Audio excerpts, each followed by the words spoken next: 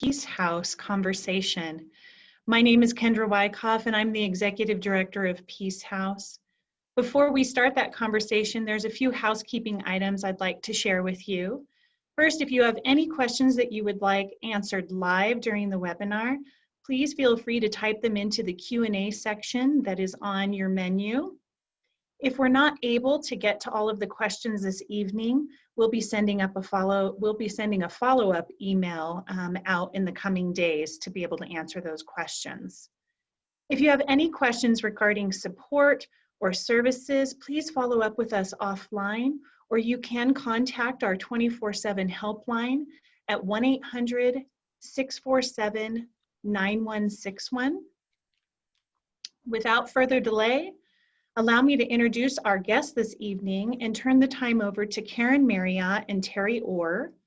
Karen has served as a Peace House board member for 3 years, as our Thrive campaign chair, and most recently, our 25th anniversary committee chairperson. Karen has been dedicating her time and her talents to learning about, reconnecting with, and sharing Peace House history. Teri Orr is a longtime community advocate and social justice warrior here in Park City, and she has created an incredible amount of energy around community change to benefit some of the most vulnerable in our community, including her work here. Karen and Teri? Hello. Hello, hello.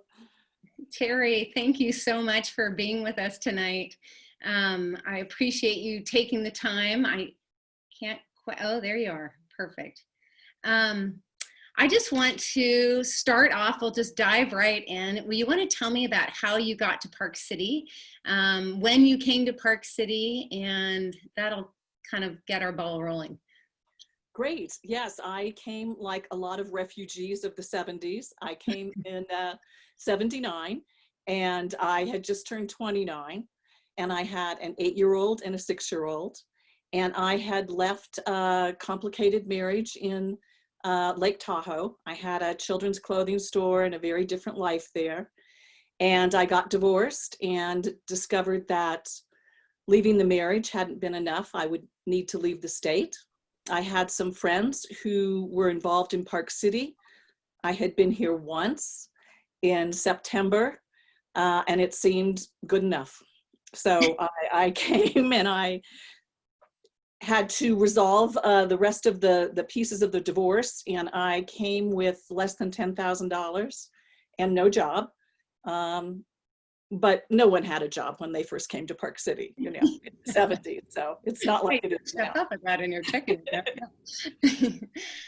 Well, and I know when you came, you told me that you started writing for Park Record. You want to tell me a little bit about your progression with the Park Record and how you became the editor?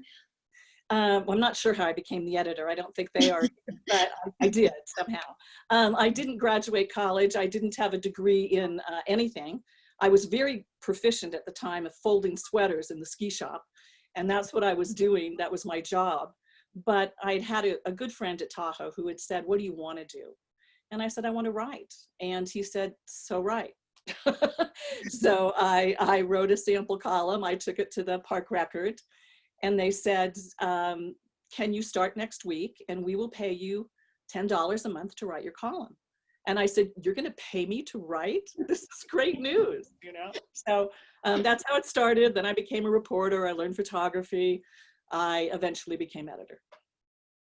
Well, and where your story intersects with Peace House and was in 1990, there was a Natalie Noble, and she, when you were the editor of the paper, that was a domestic homicide that happened, and you really chose to put it on the front page of the paper. And just for backstory for people that don't know Natalie, she was a mother of 5. She lived in Samac, which I learned is Camas spelled backwards. She was within Summit County. She worked at a sporting goods store right next to what was the only grocery store at that time. And she had been able to get out of this violent marriage and go down to the YWCA, which was the closest resource. It was a women's shelter in Salt Lake. And when she came back, she was ready to move into an apartment really break free of the violent marriage that she'd been living in, and had gone to the grocery store to get some supplies. As she was exiting the grocery store, her estranged husband, Donald, shot her. And I think everybody that I've talked to in the history was just so totally shocked that our small town had had this this violent act, and it really raised awareness. But I feel around domestic violence and honestly the lack of resources that were in our community, and you putting it on the paper, I really feel like became, you know, giving it the attention obviously deserved, and really raised the attention and awareness of a community. Do you want to go to kind of that day? I know as the editor, you know, you had access to Police Blotter or whatever, and what your experience was that day of Natalie Noble's death. I will. I want to take the viewers back just a little bit though and talk about this great group of church ladies that had started the Domestic Peace Task Force before Natalie's murder. And they were meeting in the community and had brought Deborah Daniels up from the Women in Jeopardy program from the YWCA in Salt Lake to talk to a group in Park City. We had had a panel and we had talked about the lack of services, and all those things were somewhat present, but they weren't really getting much traction. They were getting a little bit, but not much. Natalie's murder, of course, sadly gave us all the traction we needed. When the call came in, the Park Record was then, as it is now, in the same building in Prospector. So very close to what was then Albertson's Market, but the same market. Now it's a fresh market or a very fresh market or whatever all their names are with the market. Yeah. So we were very close, and I grabbed a reporter, Ron George, and you know, to be fair, to be honest, we didn't think it was true that there'd really been any kind of dramatic shooting. And we were laughing. We were saying, oh, you know, someone probably shot off a gun in the beer aisle because they couldn't get what they needed. And, you know, we were very lighthearted. I remember driving over. When we got there, the police tape was up. Natalie's body was on the salt bags out in front of the market. And I can tell you that if you've never seen a murdered body, it is startling, shocking, and I froze. I took the pictures I needed to take, and she had been shot in the head at point blank range by Donald. They had ripped open her shirt to try and work on her heart. And I went under the police tape, I went in the car, and I grabbed the steering wheel as tight as I could because I didn't want to cry, but I did. And Natalie had, she was wearing a plaid shirt, she was wearing blue jeans, she was wearing cowboy boots, and you could see from where they had opened her shirt, she had on a black bra. And I tell you those details because what got to me at that moment when I was sitting in the car is that I was wearing my cowboy boots and my jeans and my plaid shirt, and I had on a black bra. And I knew something that I had not shared with almost anyone in my whole life was that I could have been Natalie, that I had left Tahoe, I had run away from an abusive marriage, that the abuse got worse after we got divorced, not easier or better. And so I had covered a number of stories at that point. A lot of drugs were in Park City, a lot of drug kind of cartels, drug-related murder. It was all pretty high-profile stuff for a small town. And I covered all those cases, and I had no problem doing that. When it came to Natalie, I turned the story over to Ron, and I said, I can't do the story. And Teri Christiansen was the prosecutor, and he said, we want you in the courtroom. And I said, I won't be there for this trial. And I finally had to admit to the police chief, who was such a close friend of mine, we had been engaged because Park City's was that small too, that I couldn't be there. And so during the course of the trial, Natalie's mother presented her journals to the prosecution and said, you ought to use these because they show a history of Donald's abuse over 20 some odd years. Interestingly enough, they couldn't use those journals because they constituted hearsay. Natalie was not there to say those were her words. So when the trial ended, Donald was convicted and sent to prison. Her mother said, I want you to read Natalie's journals, and I want you to understand how all this evolved, and I want you to write a book. So that's kind of how all that came about. Well, and I know you put in the Park Record a 4-part series with excerpts from Natalie's journals, and that really, at the end of that, the last story, and I just read it before I came on with you, you connect your life with Natalie's and say, you know, she was a lucky one that was able to get away, and you really reveal your truth, which I'm sure, you know, people knew you in the community. You'd been in the community for 11 years by then and been the editor of the Record. I mean, that was really a brave move, and I think really launched you kind of as a voice for domestic violence in our community. And as these women were gathering together, Linda Hathaway, Jean Polson, Evelyn Richards, some of these early founders of this group, it really was the catalyst that really got the movement going, and your kind of courageousness to be able to share your story along with Natalie's. And I know you had this opportunity to write a book. I believe you said, tell me a little bit about that. And it was potentially going to become a movie. And yeah. I was writing the book. I was working at Dolly's part-time. I had 2 kids in college at this point. And the Weiss family owned Dolly's bookstore. Gary Weiss and Norman Clare were the parents, and his sister Dory was a producer in Hollywood, and she had just taken a contract to do 10 HBO movies. And Gary said, you ought to send her the first 30 pages of your book. At which point there weren't 30 pages of my book. Yeah. So I wrote 30 pages and I sent them to her.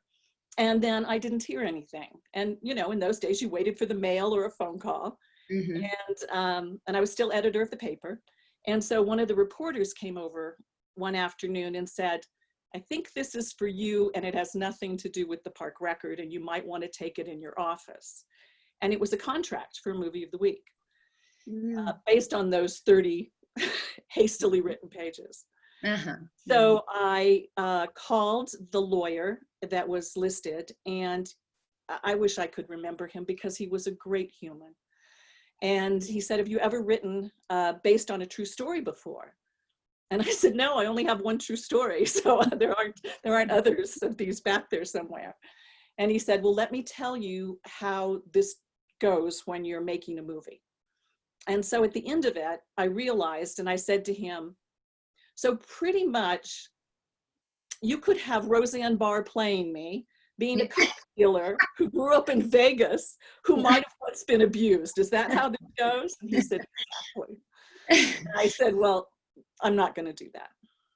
Well, I think the way you shared your story and the momentum it gave this movement about bringing resources, as I've talked to you, you know, people being able to connect your story. There was only a few doctors in town, Dr. Winnie, Dr. Evers. And when I spoke with them, they mentioned how before we had the Peace House shelter, which was, you know, basically given by Bob Wells through a gift through Deer Valley and the Stern family, that you helped kind of help people find a place when they, you know, some of these doctors, we had no resources in our community. And as these women got going and they, you know, made it an official nonprofit, the Domestic Peace Task Force, I mean, their first goal was just raising awareness, but we really did need resources. And what was it like receiving some of those calls prior to Peace House? And what were some of those early days like, even with the women that were starting this, this organization and formalizing it?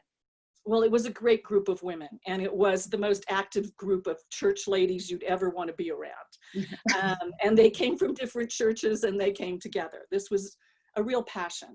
And Linda Barber was involved with the counseling center, so she came from a different piece of that group.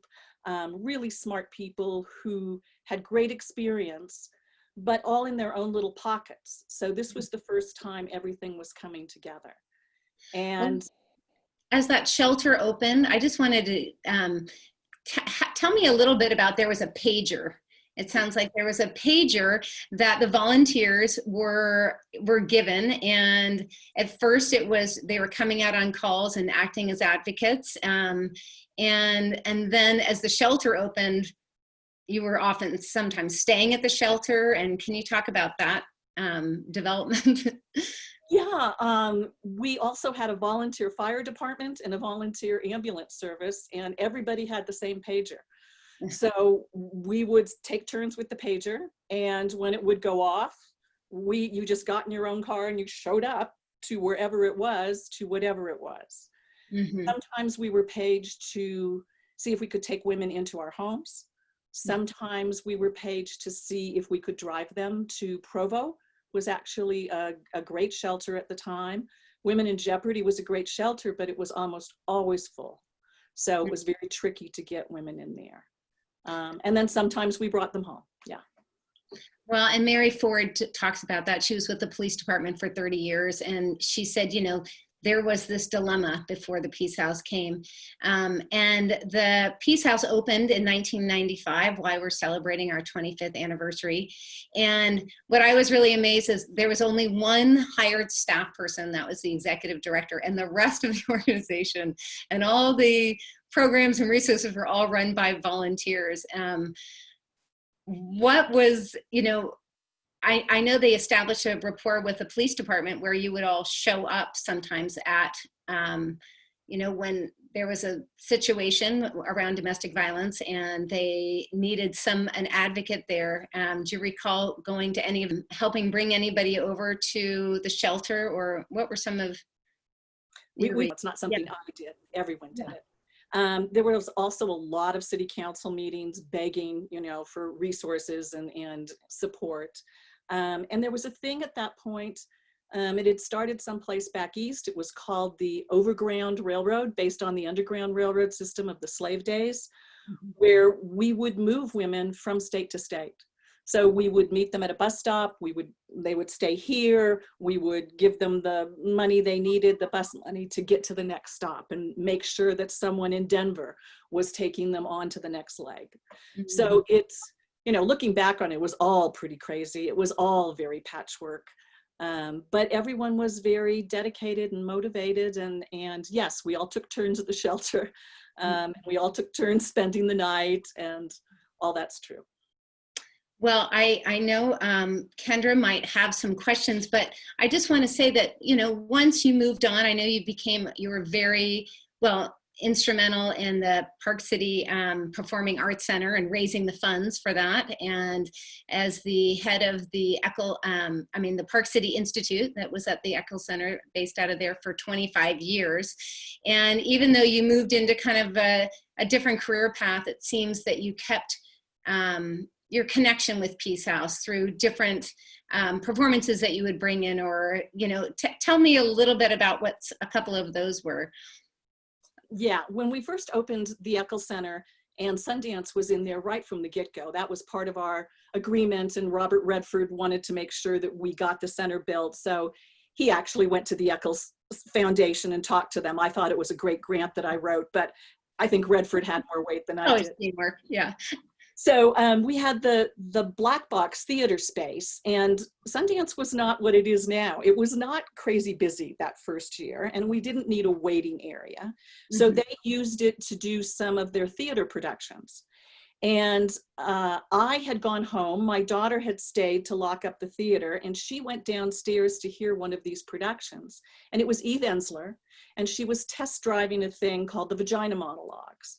And Jenny came home and she said, "Oh my gosh, you're not going to believe this. I don't know where it's going to go, but I don't see it on Broadway, but it sounds great." And of course it did go to Broadway. It became a very popular show that Eve turned all the rights over to so that every community could present this. It started with 3 women, but then they discovered you could take those monologues and you could have 8 women or 10 women or 20 women on stage.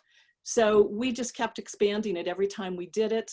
And we brought people from the community who would say, boy, my minister would never think these words would come out of this mouth, and is this okay? And there was lots of laughter and lots of goodwill. And I think we raised— Really around raising awareness too, right? Around domestic, just violence against women and girls. And we raised money. I think we raised about $50,000 during the course of those. That went to support Peace House. Yeah.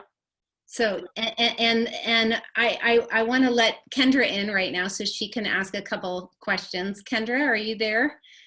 I'm here. Thank you so much, Karen. Yeah. I just wanted to say my first year here at Peace House, when I joined the team, I had the opportunity to participate in the vagina monologue. So thank you, Teri. That was one of those bucket list items that I always wanted to do at some point in my life. And I appreciate having the opportunity to do that and supporting Peace House and survivors as well, while I was able to fulfill something that I had looked forward to. I wanted to ask you about your experience testifying to Congress during the time when we were looking at this landmark legislation, the Violence Against Women Act, which passed in 1994 and really sought to improve the criminal justice system as well as the community-based response to domestic violence and sexual assault and violence against women. What was that experience like for you? It was absolutely terrifying. I had done very little public speaking, and I can tell you that was not a shining moment for me. I was reading part of what Natalie's words were and part of what I had written in those first 30 pages I kept recycling in the beginning. Orrin Hatch was friends with some folks in Park City. He was looking for someone to help testify. They had someone from, if not Salt Lake, maybe Provo, but not from this area at all. And so he asked if I would testify, and I said, sure. And so I did. Yeah. From where you were back there in 1994 testifying to today, what do you feel like has improved in our country and in our communities for victims of abuse because of that legislation? Well, because of the legislation, but also because of the awareness. And I think that the stigmas of my day, that it must have been my fault, that there was great shame, that I couldn't tell my family about it, that there was no restarting, all of those things have faded. I wouldn't say they've gone away, but they've certainly faded. And women have rights that they didn't have back then. Which is something for all of us to be proud of. I have one last question for you, Teri. What would you say to someone today who is affected by domestic abuse right now? What would you share with them? Gosh, I would say it's not your fault. You can be safe, you can be protected, you can start over. There are amazing places and spaces like the Peace House where there are resources that can help you push that restart button. And you would be amazed when we talk about 1 out of 3 women in the United States has been a victim of domestic violence. We now then those are numbers from the FBI. We now think those numbers are low. There is physical violence and there's emotional violence. I was a victim of both of those at different times with different men. And it's a lot to work through, but I would say to them, find your way to someplace fabulous like Park City's Peace House, because it's filled with resources and humans there that can help you find what you need for all the next steps. And you're safe. You're safe there. Thank you. Thank you so much, Teri. I think I'm not seeing any questions from the audience right now, so we are just wrapping up and running out of time tonight, but very grateful to have this opportunity to have the both of you here sharing some early history about Peace House and the work in this community. And I want to thank Karen for nudging me, pushing me, almost bludgeoning me to do this. It was not something I thought I would be comfortable doing, but Karen made it very safe to do this. So thank you. Well, Teri, I just want to say thank you. I've known you in the community. I feel like I've gotten to know so much more about you and your different contributions to the community, including helping save the Egyptian Theater years ago when it was going to be turned into condos, and you raised the money. You really are a master fundraiser, which I turn out to be often a fundraiser. So I have great respect around that as well. But you really have been a voice for so many people, and you've helped put domestic violence in people's vision and literally on the paper, and raised awareness, raised funds, really helped save people's lives. And I personally just want to say thank you so much. It's really been a pleasure to get to know you more, and I appreciate, and I speak on behalf of Peace House. Thank you so much. Well, happy 25th. Thank you. I am just going to wrap up. We have a couple of comments that have been shared. We have one comment that says, "Thanks for all you've done, Teri and Peace House." And then we have another comment / question. "Thank you so much for sharing this story, and how can we best help the Peace House today?" And we just encourage our community members to go to our website at www.peacehouse.org.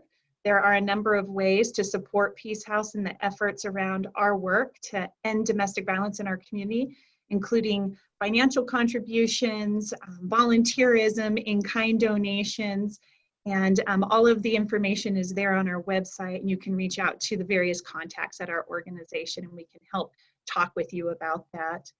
I just want to again express my deep appreciation to both you, Karen, and Teri for this evening, and for all of the work that you've done on behalf of survivors. We're just so grateful and feel really fortunate to work alongside you. Before we sign off, I just want to again share our helpline information. If you or someone you know is unsafe or you're experiencing abuse, please reach out to our 24/7 helpline at 1-800-647-9161. We have trained victim advocates around the clock available to speak with you. Thank you so much to our audience for joining us this evening and sharing this opportunity. We wish you all well. Thank you. Thank you. Thank you.